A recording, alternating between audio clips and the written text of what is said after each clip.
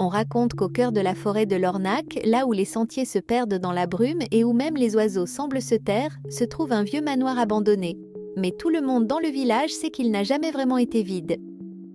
Une nuit d'automne, un jeune homme, Niels, s'y aventura. Il n'avait pas peur, ou du moins, il le disait. Il voulait défier les rumeurs, mettre fin aux légendes, prouver que ce n'était qu'une vieille bâtisse délabrée, et rien de plus. Il franchit les grilles à tordus avec une lampe torche en main. La lumière tremblait à chaque pas.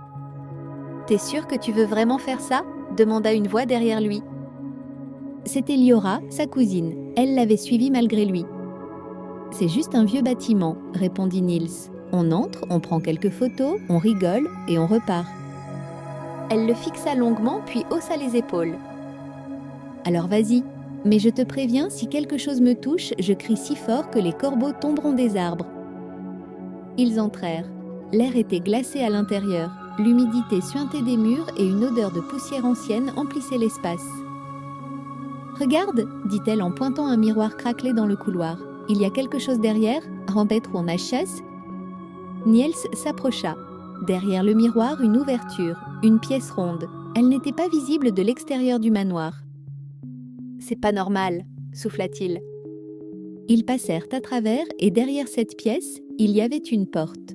Une porte en bois gravée de symboles qu'aucun d'eux ne reconnaissait. Au-dessus, une inscription à moitié effacée.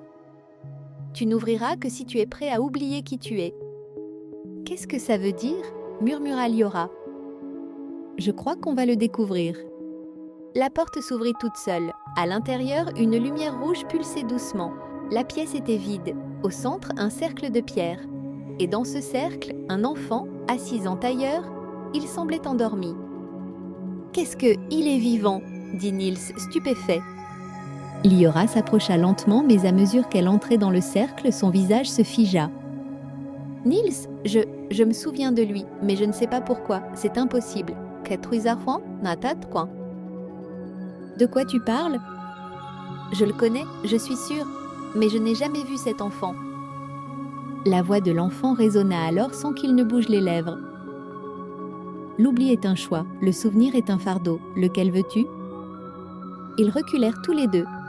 « C'est quoi ça ?» demanda Niels à bout de souffle. L'enfant leva la tête, ses yeux étaient entièrement noirs. « Vous avez été ici avant, tous les deux.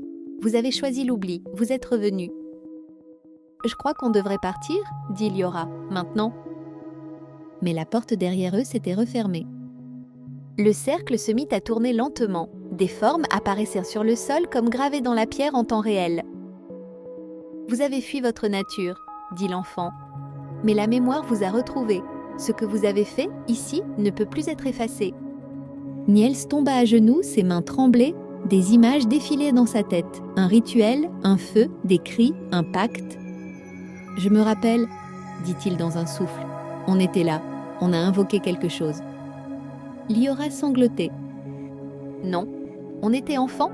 C'était un jeu, pas vrai ?»« Non, » répondit Niels. « On a donné quelque chose, quelqu'un. Il nous a laissé partir à condition qu'on oublie. »« Et vous êtes revenus ?» dit l'enfant. La pièce se mit à trembler. Une ombre immense se forma derrière le cercle. « Liora, » dit Niels, « je crois que c'est nous le sacrifice cette fois. »« Non, » cria-t-elle. « Non, on peut s'en sortir ? Tu as dit que ce n'était qu'un bâtiment. » Mais c'était trop tard. L'enfant ouvrit les bras. L'ombre s'étira et les enveloppa. Le lendemain, le manoir était vide, comme toujours. Mais à la lisière de la forêt, deux enfants jouaient. Ils riaient. Leur voix résonnait étrangement creuse. Un vieil homme les observa depuis le chemin, fronça les sourcils et murmura. « Ce sont eux, encore. Il y a des lieux où le temps ne passe pas. Des souvenirs qui ne meurent jamais. Des pactes que l'oubli ne suffit pas à effacer. On croit fuir le passé, mais parfois, c'est lui qui revient frapper à la porte. Et quand il le fait, il ne demande pas la permission. Si vous croisez un enfant aux yeux sombres, si vous entendez des rires dans la forêt, là où personne ne devrait être, rappelez-vous cette histoire. Et ne répondez pas à l'appel de la 13e chambre. Car ceux qui y entrent n'en sortent jamais vraiment.